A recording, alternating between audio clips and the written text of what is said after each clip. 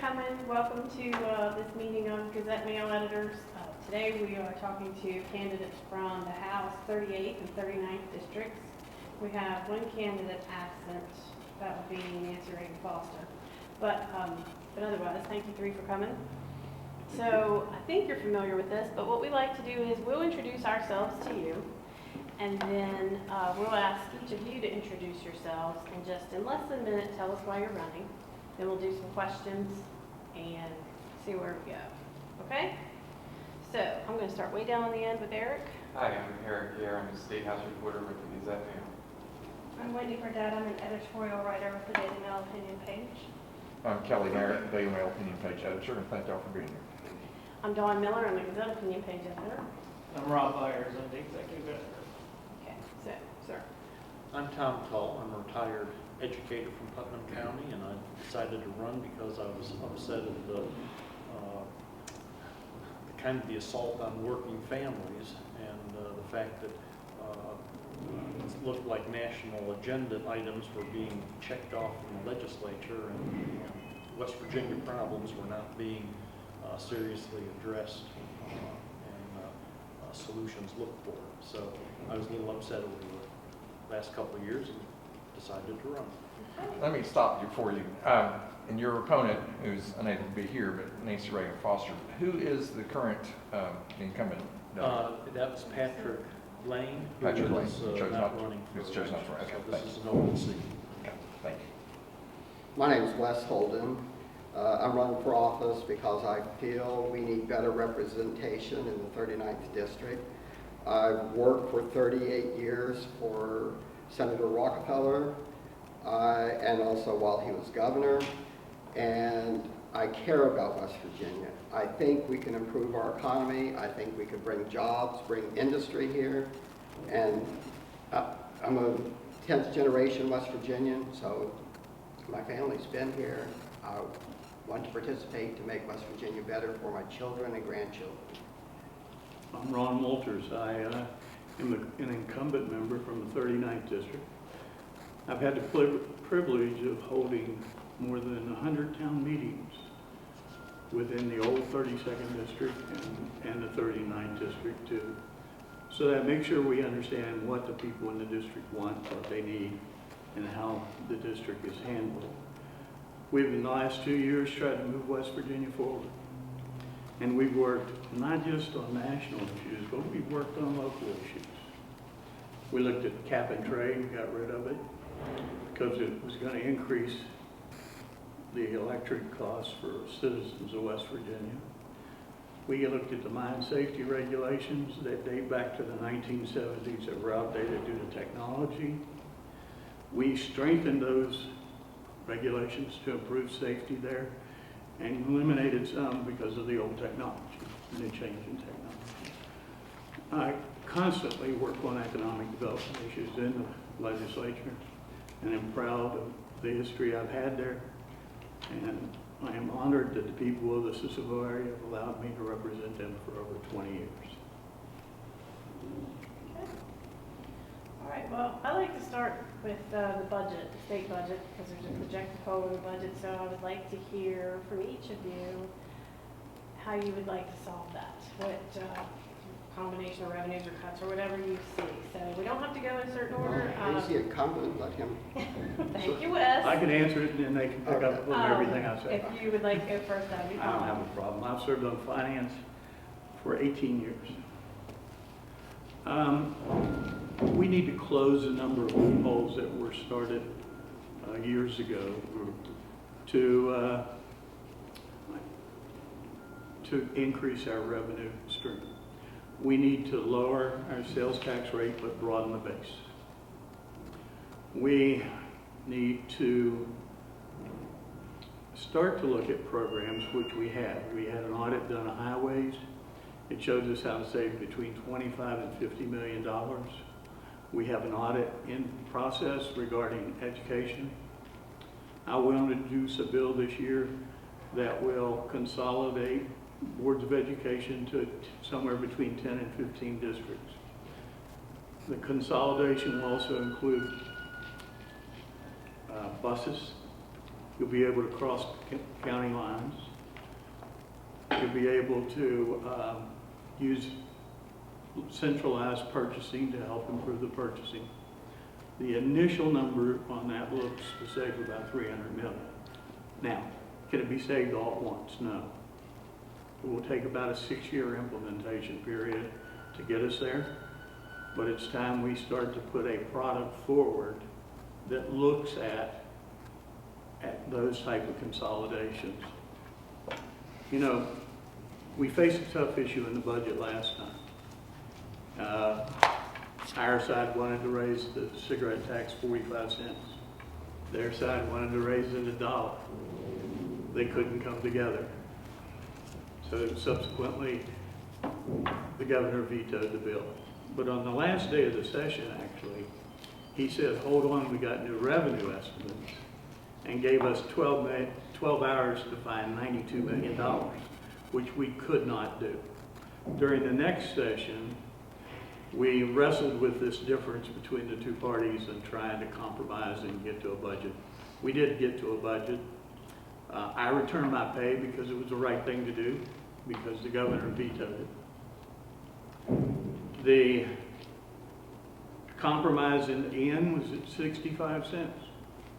But I had to get up during the session and give people a lesson of what we would have to look at if we didn't reach an agreement with the governor, either side of us. And I did a number of things that were considered draconian. I mean, I looked at state colleges and said, it's time we start to defund those and consolidate. But I at least made us have a debate on the floor about what tough issues we would have to look at if we couldn't reach a compromise. Now, I did withdraw all the amendments, but I made an argument. I made them argue one of those issues so that they would see what we would have to go through. So going forward, there are other sweeps we can make out of accounts. We're digging into those. We've actually sent a form out to every agency asking them about their special revenue account, what its purpose is, what it's being spent for, and why it should be maintained. We have an issue in forestry. They laid off 32 foresters. Why couldn't forestry be moved under the Wildlife Management Fund? It has $54 million in it. Because they preserve the habitat for the wildlife. And that would give them more than adequate funding. We could bring these people back. There's arguments between agriculture, should it be there, or should it be in DNR? We should not worry about these arguments. We should find a permanent funding place for them.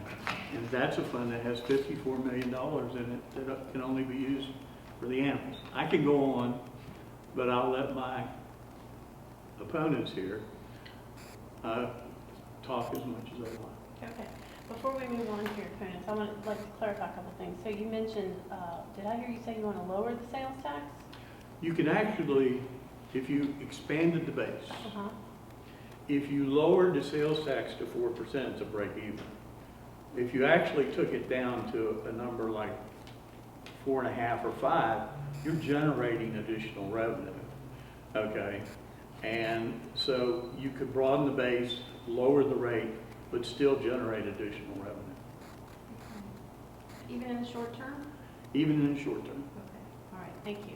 I'd like to just point out, to clarify, that Ron Walters has one opponent in this race, and that's Wes Holden, and Tom Tola's in another district, so they will not run. Okay, but also we have another candidate, Mr. Reed, and he's not here.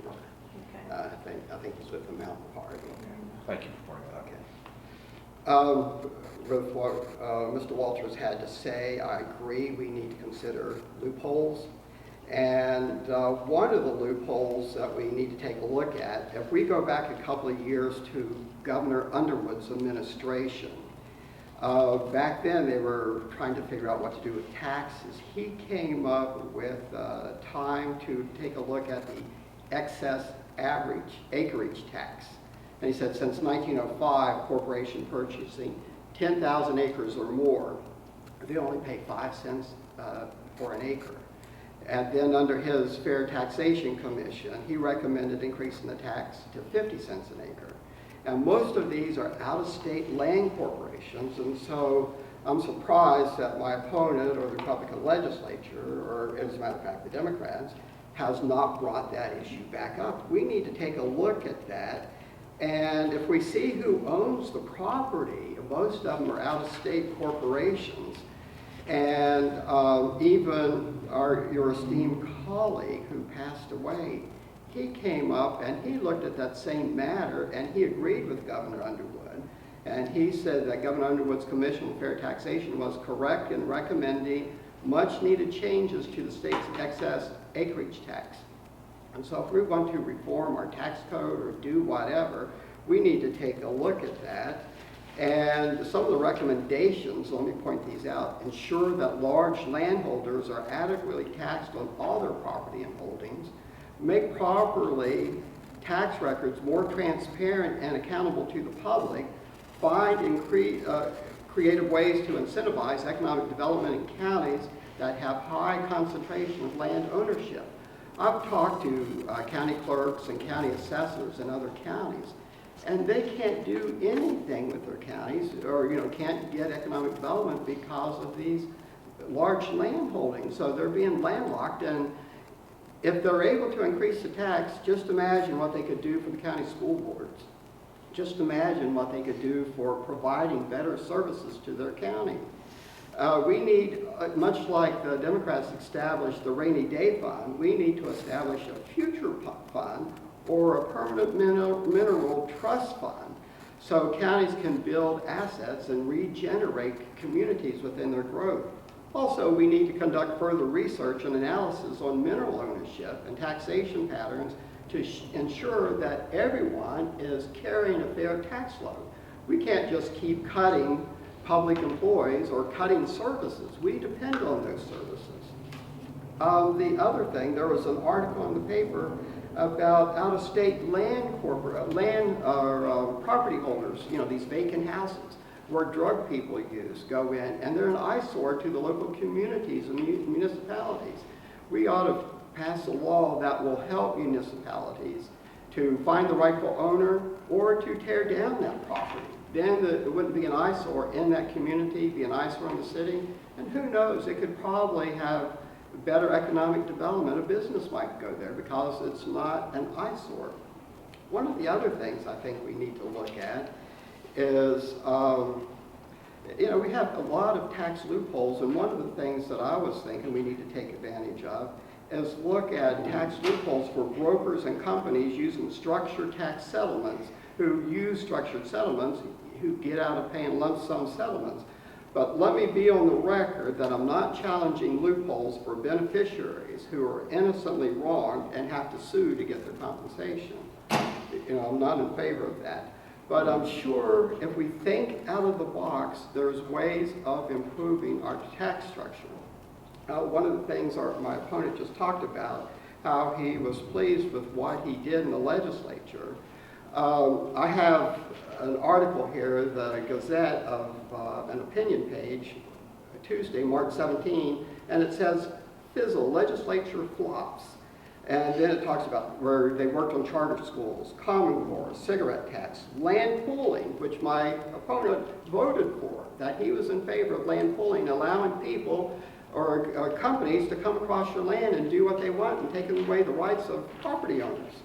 Let me see, U.S. Convention, ride sharing, right to work. And then the following year, last year, we have another article, and this one here is by the Gazette Mail, talking about the budget nightmare, things not going on. So I wouldn't be proud of that. Also, he said that he tried to get a discussion on the floor about stopping funding to small colleges and universities. Well, those people, those small colleges and those towns did not think that was very funny. And I don't know if you meant that as a joke. You wrote an article in the paper a little later saying you meant to try to get a point across, but I seriously doubt that. let me see. The trouble is you have so many things on your mind that you want to discuss. Are you referring to the late Don Marsh? Yes, yeah.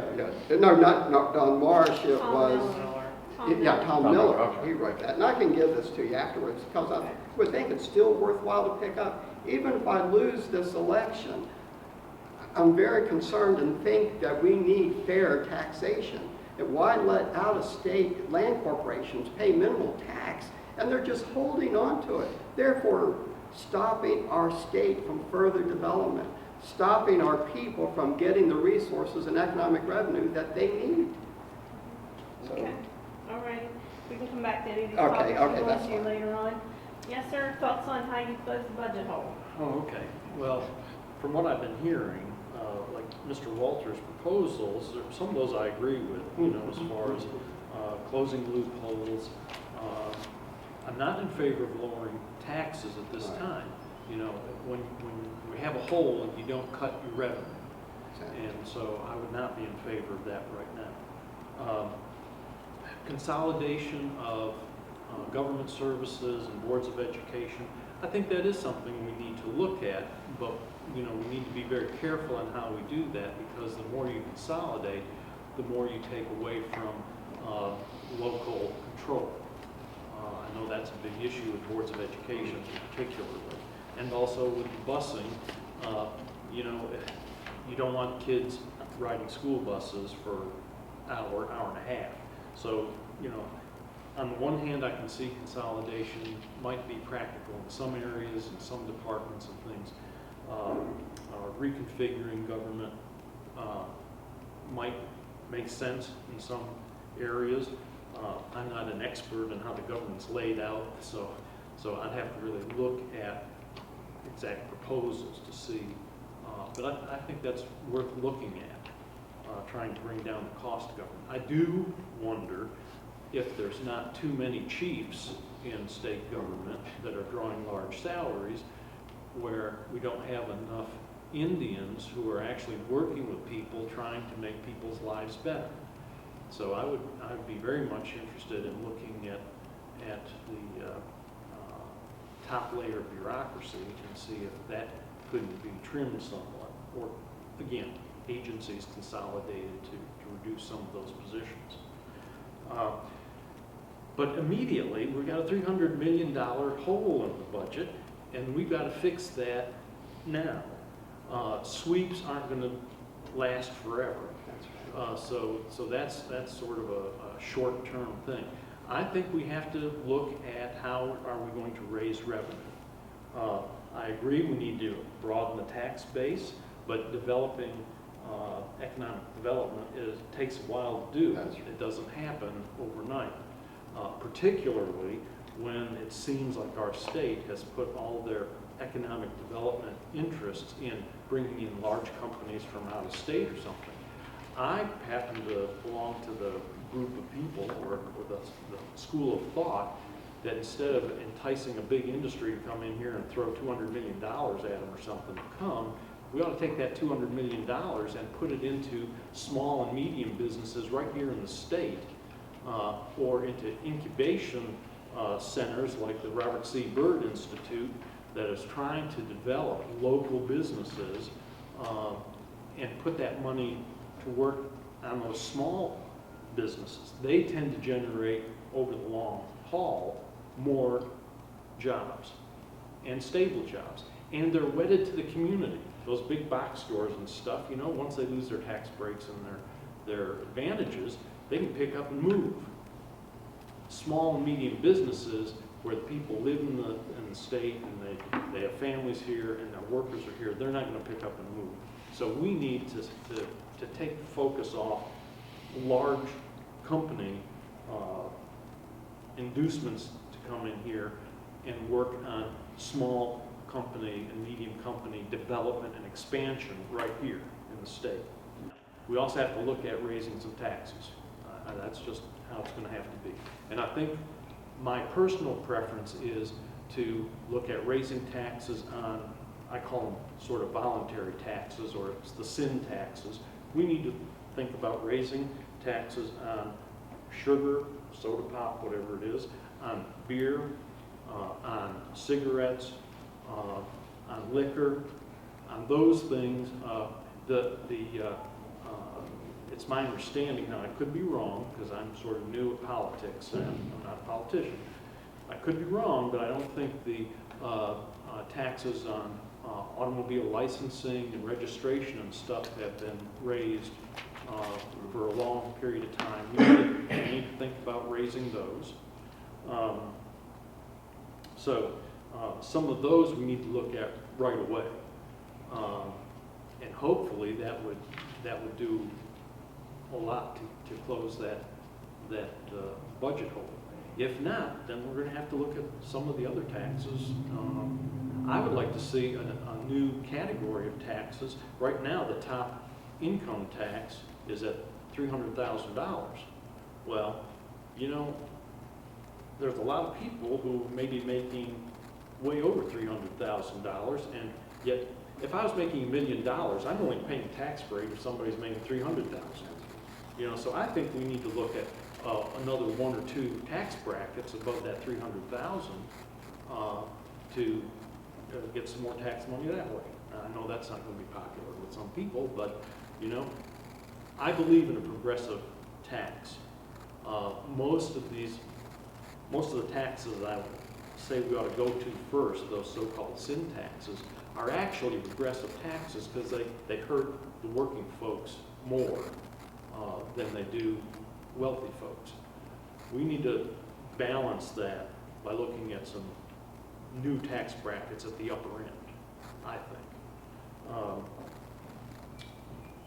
So that's kind of my view of how we close the gap. And hopefully that would close it. If not, then we'd have to look at our regular income taxes and stuff, see if we have to bump those, you know. If we do have to bump something like the regular tax schedule, then I would be in favor of only doing it with a sunshine clause in there to try and get us through the emergency that we're in now, and have, for instance, if we said we had to raise the tax bracket, or each tax bracket by a percentage point or two, or put in a food tax, which was taken off a while ago. I would consider that after we've done some of this other stuff, only if we put in a sunshine clause so that after 3 years, hopefully the crisis would be over and those taxes would either die or, you know, whatever the legislature wanted to do with it at that point. But we have to be realistic in looking at you know, closing $300 million shortfall. That's a big pot of money. We're going to have to make some pretty unpopular choices, I think.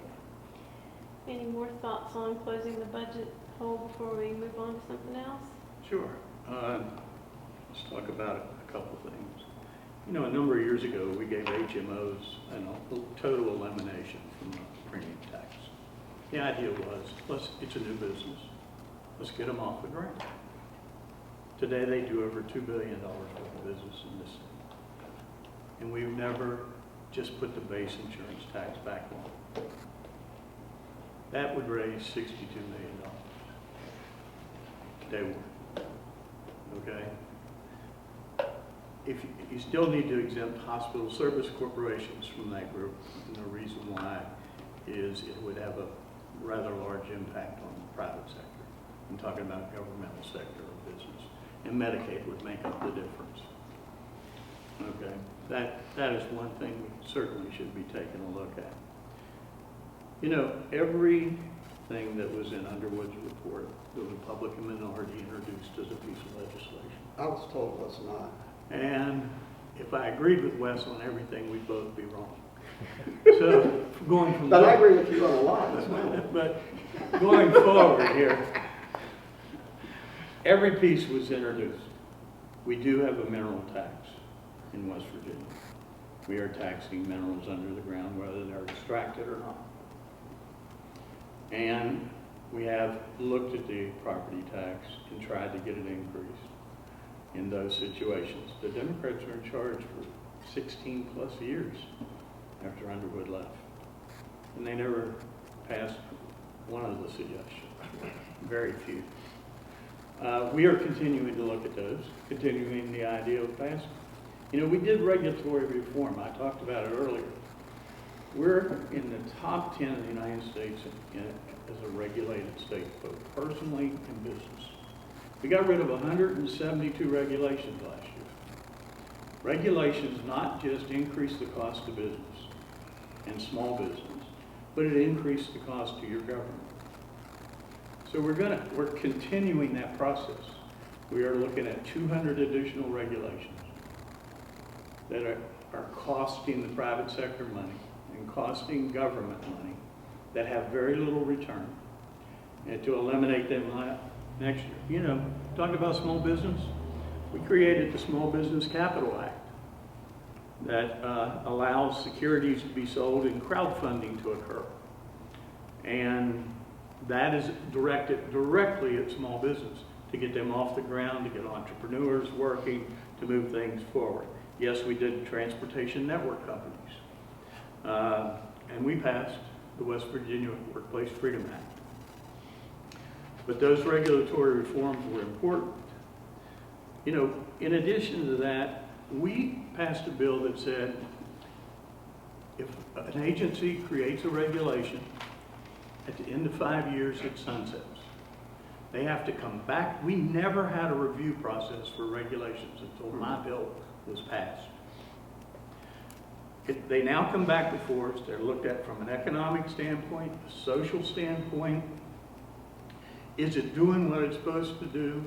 Is it helping the way it was designed to help? If it's not, we have a number of options. One, we can correct it, make the changes.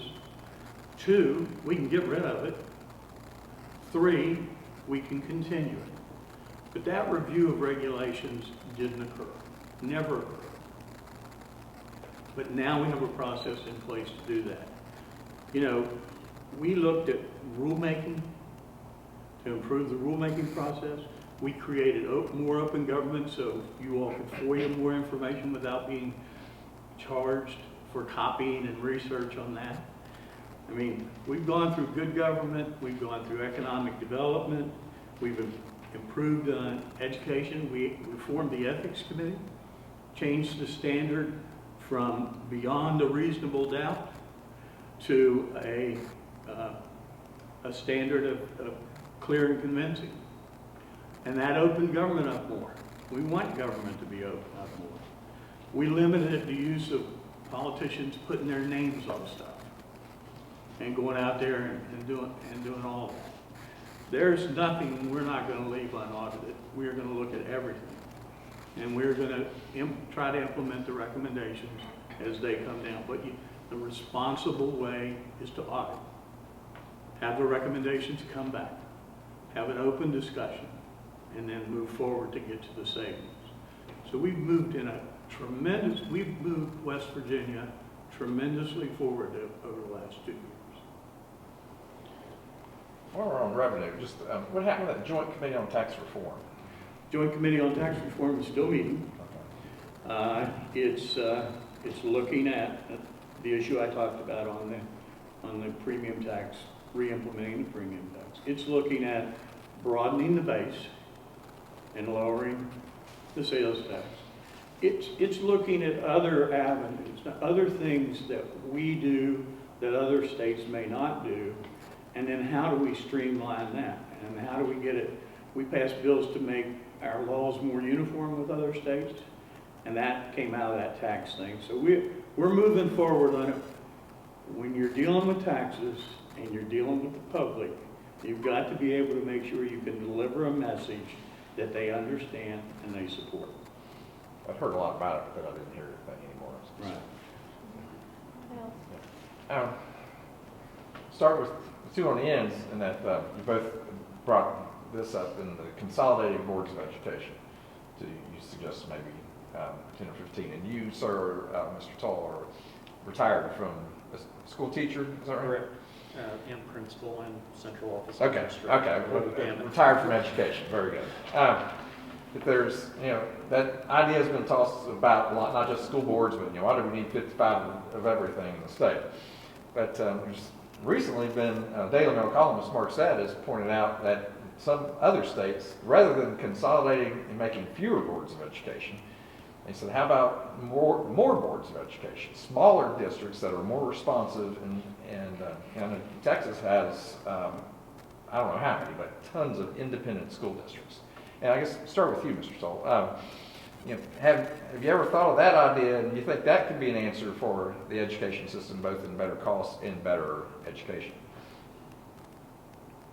I think in certain parts of the state, it might make sense. I mean, if you're up near Pleasants County, where you've got some very small counties close together, that might be a savings and be worth looking at. If you're, looking at Randolph County and those big counties that have sparse population, trying to have a board that would cover three counties there, depending on where the schools were and that sort of thing, I'm not sure that would be as good an idea. I'm not, He's trying not to even go the necessarily. other way. Or he's trying to, Kelly, I think he doesn't understand. Yeah, not necessarily county lines. I mean, they could be independent boards, independent of the county lines and independent of the county government, but could be smaller school boards than we have now. Each county has its own board, but they could be not related to the county, and so could actually wind up with more boards of education, more districts, I should say, more education districts. So for instance, you could have 7 school boards in Pinal County instead of Instead of school 1. districts, yeah. That's different. Which would, I guess, each have their own governing body. I think it really depends on the size of the county. And yeah, like Kanawha County, maybe one school board is too big for this county and for the population. Other counties, they might be too small or so small that you could consolidate some into larger units. Seems to me, now I could be wrong here, but it seems to me anytime you have a governmental body like a school board, it's going to cost, some overhead money for that. So it just depends, I guess, on whether the cost is worth what you're getting out of it. So there's kind of got to be a balance there. That's an issue I haven't looked at, so, I don't know, I'd want to look into that more. I know in Texas, I lived in Texas for a while, for about a year and a half, and they have all kinds of schools for us, and I remember my wife was going to an interview there, and the school board president came right off the ranch and propped his cowboy boots up on the table, and was kind of very condescending to my wife. She was interviewing for a job, and the takeaway from that was sometimes you can have units that are so small they become almost like family fiefs, and you end up not having kind of the impersonal, professional attitude for running. So that's an issue I think I'd like to look more at, and it might be good in some areas where they're like Kanawha County, where it's so large, but not good in others. So sometimes one size does not fit all.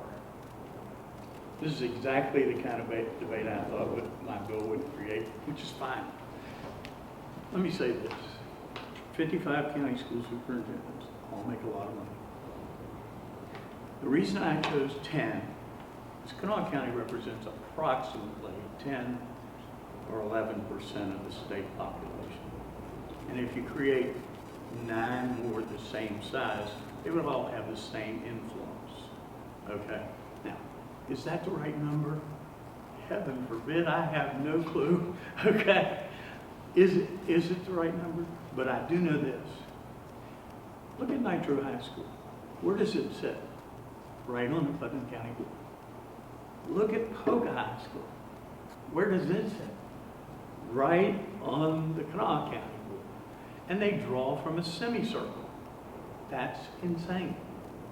That should not be the case. You look up in the area of Clendenin. Clendenin could draw across from Clay. And, we need to start to right size this. Is 10 right? okay? But if we don't get something on paper, if we don't start rethinking what we're doing, then you have no document to work with. And let me say this. This takes a constitutional amendment, but it should happen if we can get this consolidation figured out, this district thing figured out. The school board, state school board right now doesn't come from the local communities. They don't come from the 55 county boards of education. That state school board should be a bottom-up organization. It should be one member from each of the districts, whatever we figure the number is, and then have the school superintendent sit on it so that they're representing their areas. When you take everything that you can down to the lowest common denominator in that avenue. We did the same with county governments when we gave them a good bit of freedom over the last couple of years. We gave them some leeway on school calendars, although it's become an interesting idea. We've created school innovation zones so that program grants for STEM education, and that's the sciences, the math, the technology, engineering stuff. Yes, we repealed Common Core. It had some issues, but I haven't seen a system that doesn't have some issues.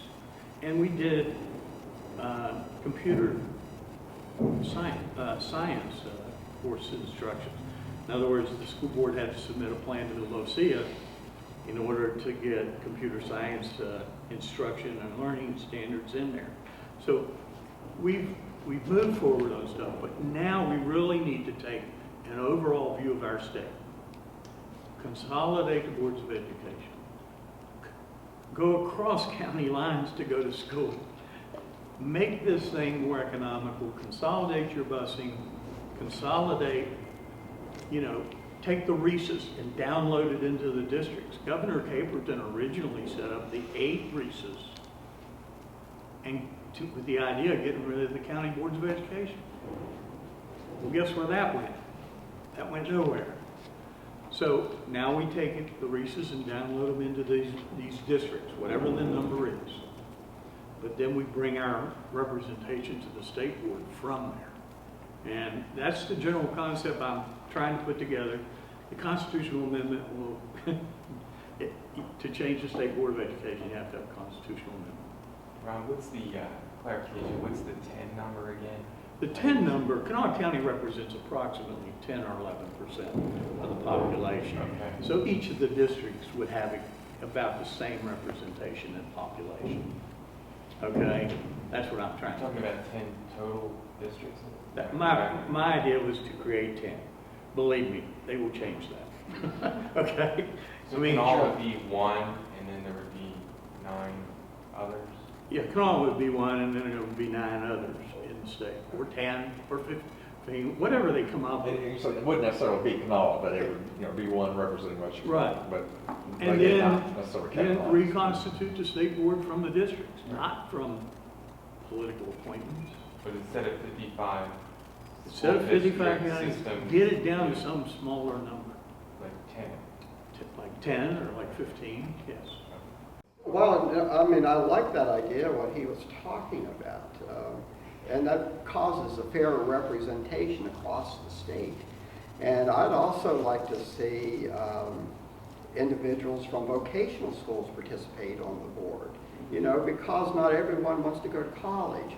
We need to look out after vocational interests just as well. So, but that's an interesting idea. I like it.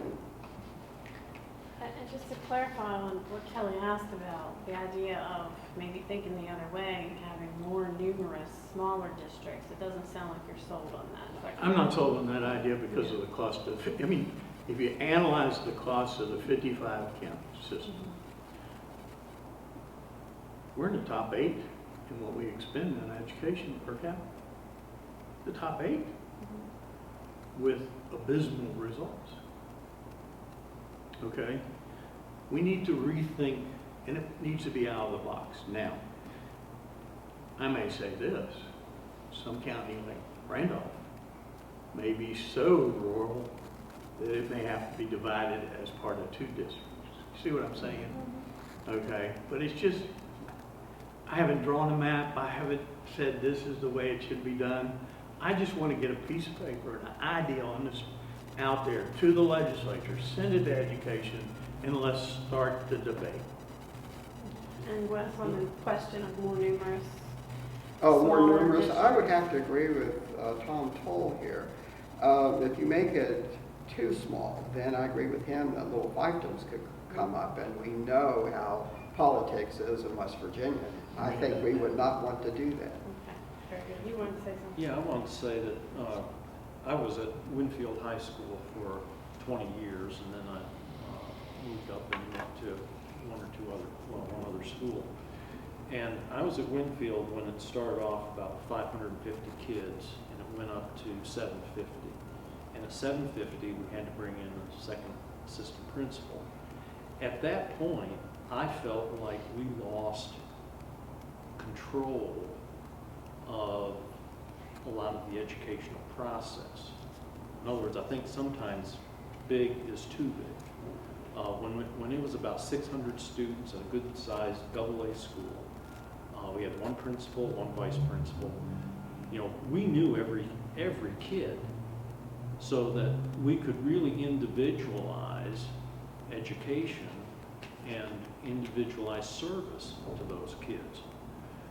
Once you get to, when it got to be 750 kids and we had to bring in a second vice principal, then my area of responsibility was about cut in half. So I only knew half the kids. So consequently, I was blindsided by a lot of things that were going on because I didn't know the kids from the first day they got there. So you have to be careful about sizing things and deciding what you want.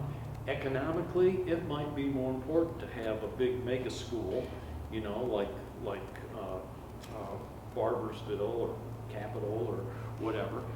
But if you're looking at quality education and quality interaction between adults and teachers and students, I think sort of a middle size, around 600, from my experience, seemed to work best. You can have too small, the schools can be too small. I've worked at a school that only had 350 kids in it. And sometimes you find out that, okay, some of the kids who really should be really bright, shining stars kind of want to dumb it down because of the mix of kids they're with. So, from an educator's point of view, you know, I would want to be careful about sizing schools because I'd want to size it to make, you know, optimal impact on educating kids and not just an optimal impact on economic, you know, Bottom line. yeah. So just to clarify, that's 600 kids, that's how many grades? 4 grades? 4 grades, 9 through 12. I personally felt that that was a really good size school because we were able to provide all a wide variety of sports, a wide variety of clubs. I knew every kid in the school, so if I saw them goofing off in the hall, I could call them by name, and that'd stop. And a lot of times, you know, I didn't have to write stuff up and do that. It was more of a hometown kind of a school. You get a school like Capitol or you know, Huntington East, or well, not Huntington East. Cabell Midland is what you meant to Yeah, say. Cabell Midland. You know, I'm sure there are teachers there who don't even know all the kids, so that, you know, and you know, when you see somebody halfway down the hall and they're doing something they shouldn't do, how do you get their attention so you can nip things in the bud before it gets too out of control? So, from my perspective, now, as far as at the head office, the Board of Education, that might work to have a larger area in some places, and that might work. But as far as school size, I think we have to be careful on deciding what is it that we really want our educational system to do, and that sizing can be real important in whether we accomplish those goals or not. I think in California, they started with the large schools, making mega schools. And then that idea spread east, and they want to start copying. Then California found out that wasn't working. Then they went back to the smaller schools, which ultimately I think they're going to have to agree with Tom is what we'd have to do, so that we could get more quality education among the students. And the beauty of what I propose, I'm not telling any local district what size schools to have, nor where to have them.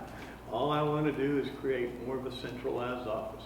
You know, every study that we've seen shows that we have more bureaucrats in the system and less responsibility down to the local. I want that consolidation to occur as rapidly as possible. And your bill, Ron, just then to clarify, does not make any specifications that schools need to be bigger or high schools need to? No. I mean, It's just the central office. When I went to high school, and that was 1,000,000 years ago, there were 179 in my graduating class. That school changed to Jefferson County High School. It eventually went to 4,000 kids in that school, and they had to be divided into two, Washington and Jefferson. So it went from a manageable size to what appeared obviously to be an unmanageable size. And if you look the next county over, you'll see Hedgesville's grown, Musselman's grown, Martinsburg's still growing bigger. But that's just another story. We have the same problem here. So you want the district to decide on the size of the school. I don't want to be involved in that. I don't. He's an educator. I taught school 1 year. I got paid, and I said, oops, I think I'll go into the business on my own. And that's what I did.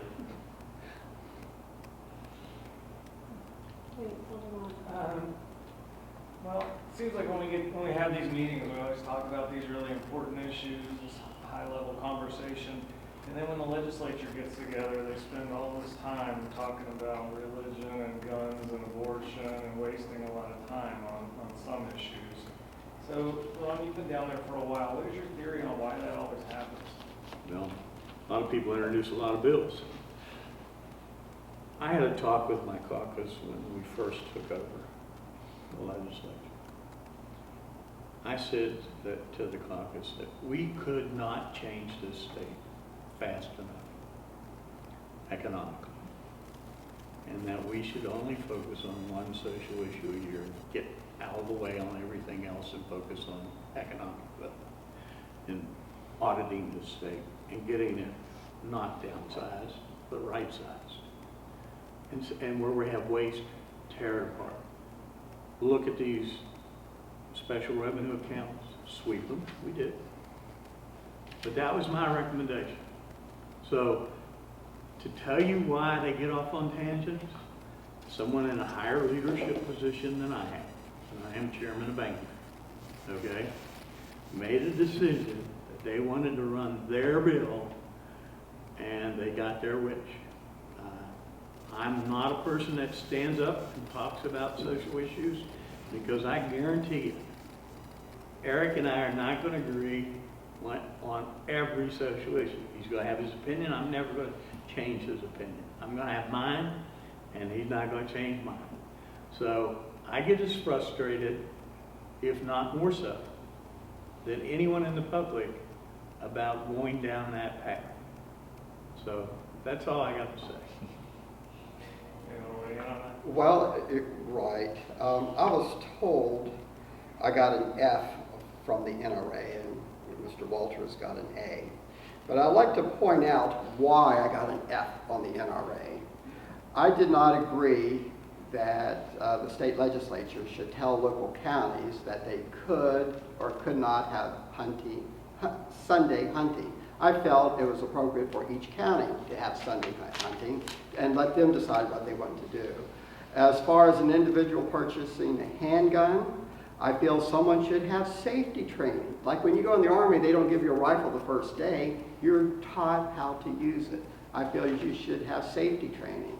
Also, I believe if you carry a concealed weapon, you should have a background check.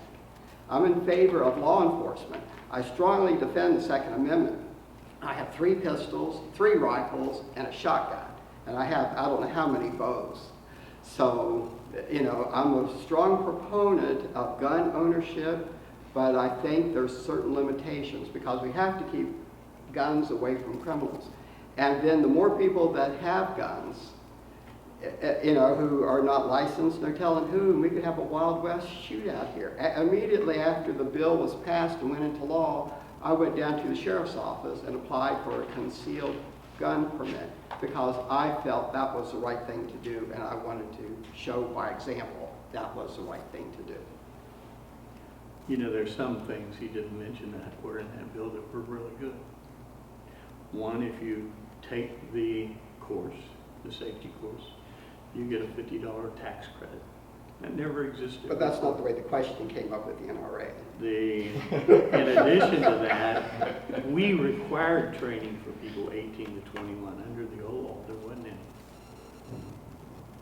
any. Okay? But there are some good and there are some questionable issues with that bill. The difference between the way our law was and the way it is today is this. If you didn't have a coat on and you were carrying it down the street, no problem. But if you had a coat on, you went to jail.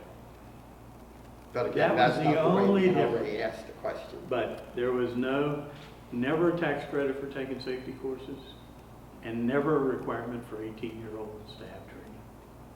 And we did require that. Sir? And the original question was social issues in general. I was going to say, I'm a Socially little confused what the question was. Repeat the question for me, please. Well, the question that I asked Ron, since he's a veteran down there, and you could talk to that, but you can certainly weigh in, was we talk about all these important economic issues in these meetings, and when the legislature gets into State House, something happens and they change into this body that wants to talk about religion and homosexuality and guns and abortion. And then a lot of times wasted, like it was the last session, when suddenly there's a budget crisis. So I'm wondering what your thoughts are on why that happens and how we can avoid that. Well, it happens because people go in the legislature with their own agendas on things they want done. And I'm not sure you can prevent that sort of thing from happening. The leadership of the House and Senate should be the ones to try and keep things sort of, I don't want to say totally controlled, but at least manageable. Now, since education is kind of my background, I was interested in the fight over the standards, educational standards. And it seemed to me that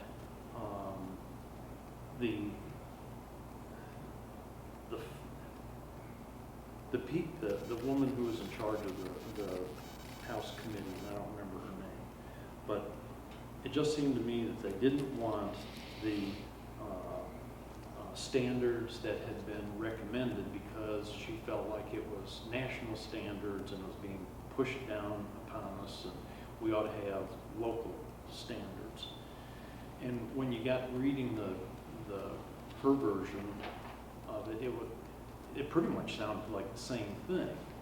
So sometimes I think some legislators get caught up in national issues or things that sound like national issues and try and work it out at the state level. And I think that's not productive for our state, okay? I'm more of a pragmatist, you know. I don't care whether it's labeled Republican or Democrat when an issue or a bill comes up. I want to see what does it do for the people of my district in West Virginia at large. And I like to be more pragmatic and not very doctrinaire. Although, you know, people will call me kind of liberal in my viewpoints on things. But I want to see, we've got problems in the state that we need to look at kind of in a rational way and work it out to what's best for the state and citizens of the state. Okay, and I don't care whether it has a Republican label on it or a Democrat label or whatever. I want something that's going to be workable and that improves the quality of life here in the state. That's what I want to see. 12 hours before the end of the extended session, which they do all the time at the end of the budget year. At the end of the year, the governor walked through the door and said the revenues have changed by $92 million. You got to find $92 million in 12 hours. That was not possible. Not possible. Did you guys look at the large acreage tax from out-of-state landowners? In 12 hours, you can't pass two Well, I mean, I houses and realize have the it, but governor did you sign a bill. consider it? And only in the extended session can you consider the budget. You cannot consider anything else. Right. Although the budget could have been considered earlier in 2 months. Exactly. It was worked on, we started day one working on it. We vetted every agency. We talked to them about their special revenue accounts. We talked about their carryover balances. We actually talked about their high income and the fact that the high income people had a higher pay raise than the people not. We brought that subject up. We went through all that with all the agencies.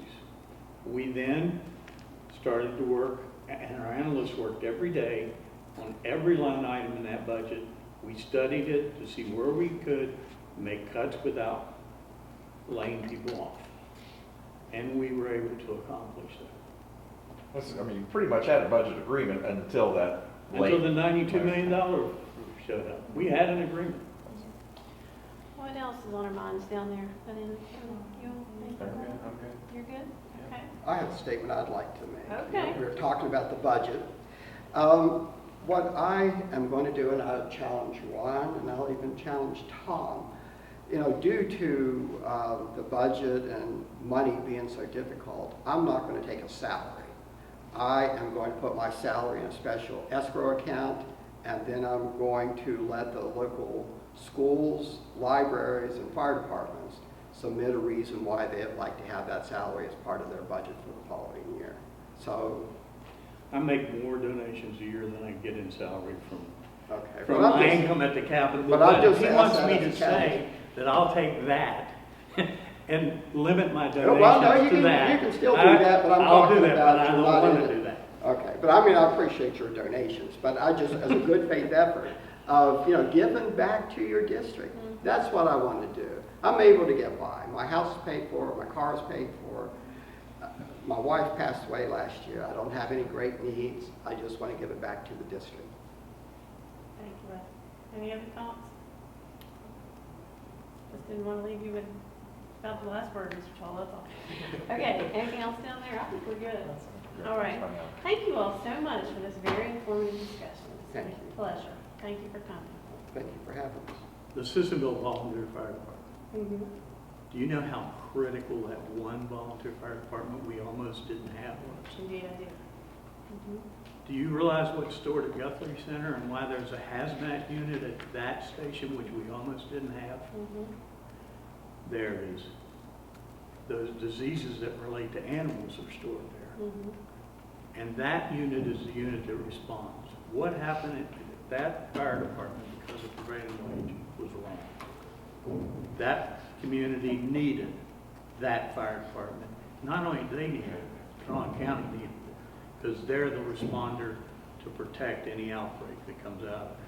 And I'll vote for safety every day above voting for anything. Well, I agree for safety, but that might be an interesting story you guys might want to check out. What infectious diseases are at the Guthrie Center. Also, how well hazmat trained are the local fire department. They've had some training, but I think you'd find that to be an interesting story.